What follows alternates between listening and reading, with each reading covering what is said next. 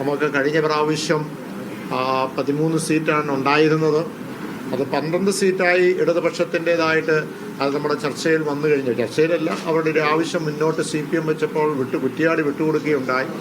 ഇപ്രാവശ്യം 13 seat minimum എങ്കിലും അത് വേണം. അത് മാത്രമല്ല, അതിൻ്റെ അപ്പുറത്തേക്ക് എത്രമാത്രം കടക്കാൻ കഴിയും എന്നുള്ളതും ചർച്ച ചെയ്യണം എന്ന് പാർട്ടി തീരുമാനമെടുത്തിട്ടുണ്ട്. അതോ ആ തീരുമാനങ്ങളും അതുപോലെ തന്നെ നമ്മളെ സ്ഥാനാർത്ഥിയെ നിശ്ചയിക്കുന്നതും ഇതുമായി ബന്ധപ്പെട്ടുള്ള കാര്യങ്ങൾ പാർട്ടി ചെയർമാനെ അതിൻ്റെ ഉത്തരവാദിത്വം ഏൽപ്പിച്ചിരിക്കുകയാണ്. ഇപ്പോൾ ഈ മേഖലാ യാത്രയുമായി ബന്ധപ്പെട്ട് നമുക്കറിയാം, ഓരോ മേഖലയിൽ CPM, CPI, കേരള കോൺഗ്രസിൻ്റെ നേതാക്കന്മാരുണ്ട്. അപ്പോൾ അതിനകത്ത് നമുക്ക് ഓരോ മേഖലയിലും അഡീഷണലായിട്ട് കേരള കോൺഗ്രസിൻ്റെ പ്രതിനിധിയായി LDF ഒരാളെ വെച്ചിട്ടുണ്ട്. അത് നമ്മുടെ മലബാർ മേഖലയിൽ നമ്മൾ വെച്ചിരിക്കുന്നത് നമ്മുടെ KJ ദേവസ്യ, സീനിയർ സംസ്ഥാന ജനറൽ സെക്രട്ടറിയായ ശ്രീ KJ ദേവസ്യയാണ്.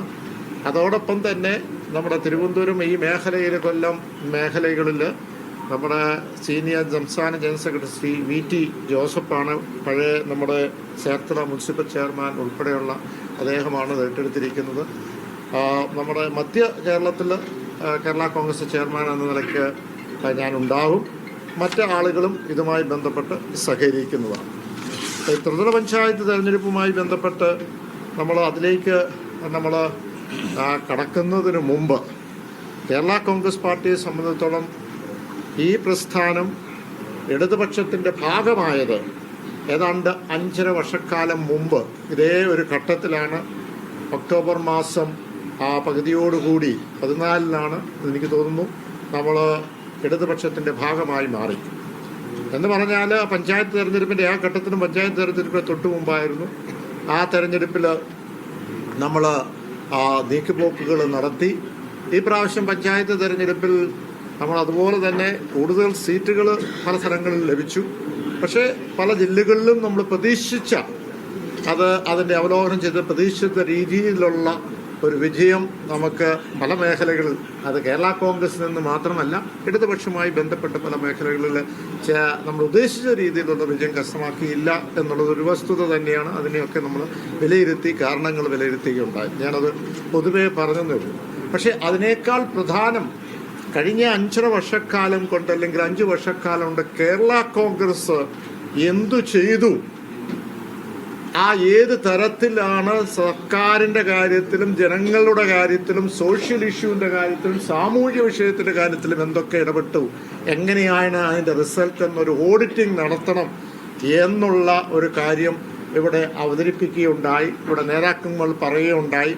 അപ്പോൾ ഞാൻ അതുമായി ബന്ധപ്പെട്ട ഒരു ദീർഘമായ കഴിഞ്ഞ ഒരു 5 വർഷക്കാലം കേരള കോൺഗ്രസ് പാർട്ടി കേരള സംസ്ഥാനത്ത് എന്തു ചെയ്തു, അത് ഭരണത്തിലുണ്ടോ ഭരണത്തിലില്ലയോ എന്നുള്ളതല്ല, പക്ഷെ അതെടുത്ത് വെച്ച് നോക്കുമ്പോൾ നമുക്ക് കാണുവാൻ കഴിയുന്ന ഒരു തരത്തിൽ പറഞ്ഞ പ്രതിപക്ഷം, നമുക്കറിയാം ഒരു ഭരണപക്ഷത്തിരിക്കുന്ന ഒരു രാഷ്ട്രീയ പ്രസ്ഥാനം എന്ന നിലയ്ക്ക് ഒരു ഇടപെടലുകൾ നടത്തുമ്പോൾ, ഒരു സോഷ്യൽ ഇഷ്യൂസ് നടക്കുമ്പോൾ, വിഷയങ്ങൾ ഏറ്റെടുക്കുമ്പോൾ അവിടെ ഒരു തരത്തിലും പരിമിതികളുണ്ട്.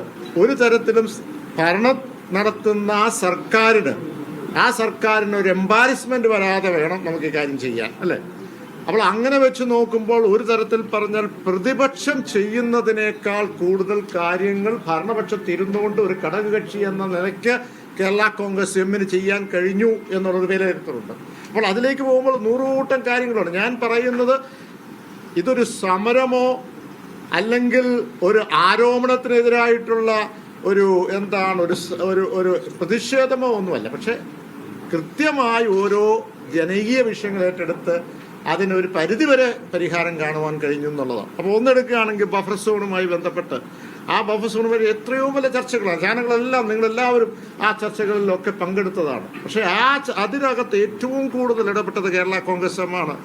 ഇത് ഭരണപക്ഷമോ പ്രതിപക്ഷമോ എന്നുള്ളതല്ല, പക്ഷേ ഇത് കേന്ദ്രവുമായി ബന്ധപ്പെട്ട് അതിന് വ്യക്തമായി ഇവിടെ വൈസ് ചെയർമാൻ ശ്രീ തോമസ് ചാഴികാടിൻ്റെ ഇവിടെ ഉൾപ്പെട്ട ഞാനും അദ്ദേഹവും, അത് ലോക്സഭാ അംഗമായിരുന്ന ആ ഘട്ടത്തിൽ ഒരുമിച്ച് പോയി അവിടെ ഒരു എംപവർ കമ്മിറ്റിയെ കണ്ട് അവിടെ ഞങ്ങൾ ഇതിൻ്റെ റിപ്പോർട്ട് 42 പേജുള്ള റിപ്പോർട്ട് കൊടുത്തു. എംപവർ കമ്മിറ്റിയാണ് സുപ്രീം കോടതിയുമായി ബന്ധപ്പെട്ട് അതിനുള്ള നിർദ്ദേശം കൊടുക്കേണ്ടത്. അത് മാത്രമല്ല, നിയമസഭയിൽ വന്നപ്പോൾ മുഖ്യമന്ത്രിയുമായി ബന്ധപ്പെട്ടുള്ള ചർച്ചയിലേക്ക് വന്നപ്പോൾ ഇത് റിമോട്ട് സെൻസിങ്ങിലല്ല ഇതിന്റെ ഇൻവെന്ററി എടുക്കേണ്ടത്, പക്ഷേ ഇത് എടുക്കേണ്ട ഫിസിക്കൽ വെരിഫിക്കേഷൻ ആണെന്ന് പറയുകയും അതനുസരിച്ച് കേരള കോൺഗ്രസിന്റെ ആവശ്യം അനുസരിച്ച് അത് പിന്നെ പ്രതിപക്ഷത്തിന്റെ ആവശ്യം കൂടി ആയിപ്പോയി. പ്രതിപക്ഷം പറഞ്ഞു ഇത് കേരള കോൺഗ്രസ് പറഞ്ഞുകൊണ്ടല്ല നിങ്ങളിത് മാറ്റുന്നത് പോലും പ്രതിപക്ഷ നേതാവ് അസംബ്ലിക്കകത്ത് ചോദിച്ചു. അപ്പം അതിൽ ഒരു മാറ്റം വരികയും ഒരു പരിധി വരെ പരിഹരിക്കാനും കഴിഞ്ഞു. ഹ്യൂമൻ ആനിമൽ കോൺഫ്ലിക്റ്റ് എന്ന് പറയുന്നത്, ഹ്യൂമൻ ആനിമൽ കോൺഫ്ലിക്റ്റുമായി ബന്ധപ്പെട്ട് നമുക്കറിയാം വന്യമൃഗത്തിന്റെ അക്രമവുമായി ബന്ധപ്പെട്ട് അവിടെ കൃത്യമായി ഏറ്റവും ആദ്യമേ ഇപ്പോഴും ഒരു രാഷ്ട്രപ്രസ്ഥാനം മാത്രമല്ലേ പറഞ്ഞുള്ളൂ, ഒരു വന്യമൃഗം അക്രമകാരിയായ ഒരു വന്യമൃഗം പുറത്തേക്ക് വരുമ്പോൾ അതിനെ വെടിവെച്ചിക്കണം, വനത്തിൽ നിന്ന് വന്ന് പുറത്തേക്ക് വന്ന് തന്നെ വെടിവെച്ച് വീഴ്ത്തണം എന്ന് പറഞ്ഞത് കേരള കോൺഗ്രസ് പാർട്ടി. ഞാൻ പറയുകയുണ്ടായി, അത് വർഷങ്ങൾക്ക് മുമ്പ് പറഞ്ഞു, 2-3 വർഷക്കാലം മുമ്പ് അന്ന് ഒത്തിരി പ്രതിഷേധങ്ങളുണ്ടായി, നിങ്ങൾക്ക് എങ്ങനെ പറയാൻ കഴിയുമെന്നുള്ളത്. അപ്പോൾ അവിടെ ഒന്നും സംസാരിക്കരുത്. അപ്പോൾ അത് വന്നപ്പോൾ അതിനുശേഷം ഞങ്ങൾ ഈ പറഞ്ഞ കേന്ദ്രത്തിന്റെ നിയമമാണ്, കേന്ദ്രത്തിൽ ഈ എല്ലാവരും ഒരുമിച്ച് MLA-മാർ ഒരുമിച്ച് പോയി അവിടുത്തെ കേന്ദ്ര വനവകുപ്പ് മന്ത്രിയെ കണ്ടു. ഞാൻ അതിലേക്ക് ഡീറ്റെയിലേക്ക് വന്ന് 1.25 മണിക്കൂർ സംസാരിച്ചു.